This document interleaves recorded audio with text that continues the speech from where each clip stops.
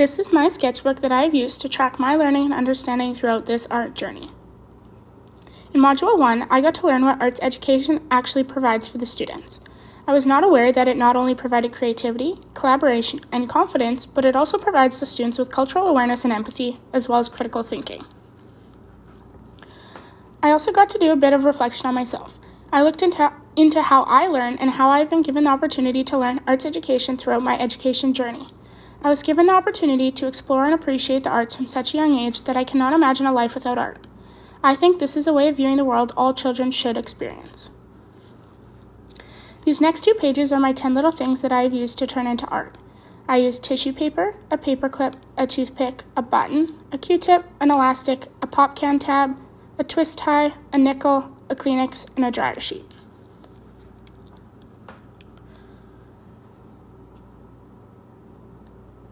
Next, moving into Module 2, I got to learn about visual literacy and the visual thinking strategy.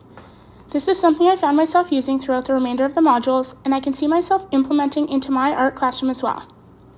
Having the opportunity to form an opinion and back it up with visual evidence from what you see is a great learning strategy that I really benefit from myself.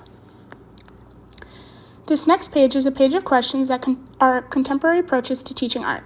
These questions really got me thinking as the educator, and I think would be super beneficial in my classroom to get my students to think deeper beyond what they can actually see. I've used a picture of some of the students I was subbing one day to recreate the Last Supper. This was such a fun experience for everyone involved, and it really got us thinking about every small detail in the photo. In Module 3, the question, why children make art, really got me thinking. I have always thought people either had a love for art or they didn't. I never would have imagined that all children are born with this opportunity and it may just never have been awakened. This is kind of sad in a way when you think how many children miss out on such amazing experiences because they were never given the opportunity to feed their soul.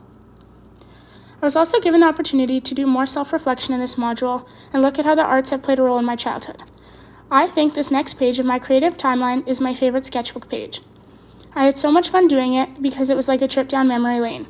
It brought back all the wonderful things I got to experience throughout my short lifetime.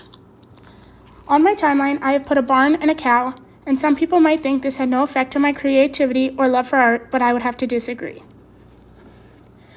I think this has helped shape me into the carefree, happy soul I am today.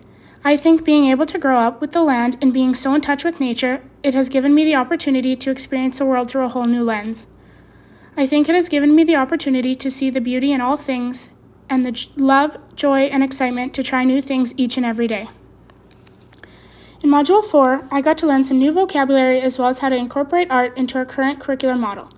As an educator, I will continue to incorporate art into all subject areas and allow my students to express their thoughts, feelings, and ideas through all art forms.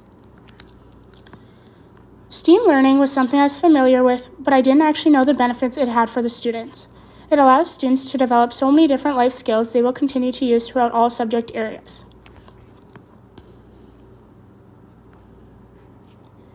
In Module 5, it states that our role as educators is to inspire greater meaning making. The quote, "We are to be visionaries and we are to create visionaries," really stood out to me. I never really thought about the art curriculum in this way before. I think that in order for someone to be able to teach the art curriculum with the value it deserves, they need to learn to reflect upon themselves and begin to understand the impact art can have on each individual, including themselves. Next is color theory and the benefits and impacts color can have on a person. When it says, ask a child to draw a tree without teaching them first to see, feel, and be surrounded by trees will only produce a symbol of what a tree is supposed to be. I think this is something all teachers should really reflect on no matter the subject you teach because it can really go for any subject and not just arts education. In Module 6, looking at the different assessment methods and why art assessment even matters was super helpful. Looking into process and product-based and how these can both be used throughout the year, I have also gathered some ideas I would like to use in my classroom from portfolios, sketchbooks, art critiques, and group discussions. I have done some more self-reflection in this last module as well. I began to realize even though I had also had a great experience with art and have always had a love for art, I did not always think like an artist. I am somewhat of a perfectionist, and I think this is something I could really work on as an educator. I need to remind myself that art doesn't need to look a certain way to be perfect, because we are the ones who can decide what good art or bad art is, and this will be something that is different for everyone.